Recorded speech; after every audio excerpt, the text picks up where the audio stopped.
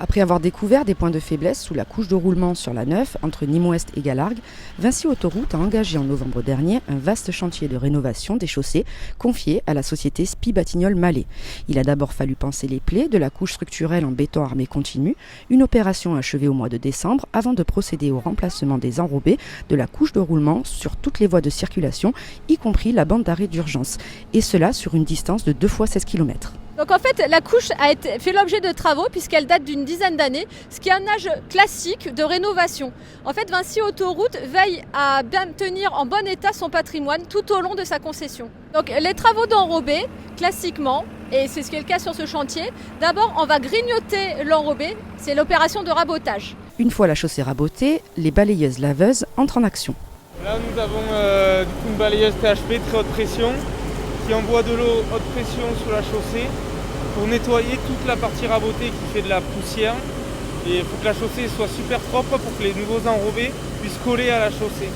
Et mécaniquement la chaussée fonctionne, il faut que les enrobés soient collés entre eux. C'est pour ça qu'on fait passer des laveuses sur tout le support. Ce sont 45 000 tonnes d'enrobés drainants qui sont mises en œuvre. Les enrobés qui sont mis en œuvre font l'objet d'un contrôle aussi bien par un laboratoire qui est mandaté par l'entreprise, mais aussi par un laboratoire qui est mandaté par Vinci Autoroute. Et là, à côté de moi, il y a un sac à poulet où dedans il y a des enrobés. Alors pourquoi sac à poulet? C'est pour regarder par rapport à l'aspect thermique, parce que comme vous le voyez, l'enrobé il est à 174 degrés. Et l'enrobé qui est dans ce paquet-là va être analysé. L'entreprise Mallet fera aussi ses prélèvements et les analysera également. Et selon les résultats, l'enrobé qui a été mis en œuvre au cours de cette nuit sera déclaré conforme ou non conforme. Si l'enrobé n'est pas déclaré conforme, les enrobés mis en œuvre cette nuit feront l'objet d'une reprise. Les enrobés sont produits dans une station installée dans le cadre de cette opération à une poignée de kilomètres du chantier, à l'endroit même où se trouve un dispositif fixe de traitement des eaux composé de 3 bassins. L'enjeu en fait c'est de ne plus avoir des eaux polluantes et c'est de réutiliser et de valoriser les eaux.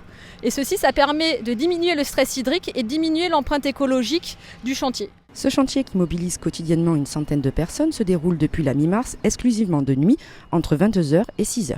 Les travaux sont réalisés avec un mode d'exploitation qui permet de minimiser la gêne aux usagers, exclusivement de nuit, et on bascule la circulation dans le sens opposé. Et chaque nuit, c'est un vrai challenge de remettre la circulation aux usagers chaque matin.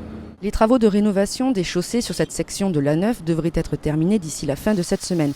Coût total de l'opération, 7 millions d'euros financés par Vinci Autoroute. Le prochain chantier concernera la section entre les échangeurs Nîmes-Est et Nîmes-Ouest sur une distance de 2 fois 11 km. Il débutera dès cet automne.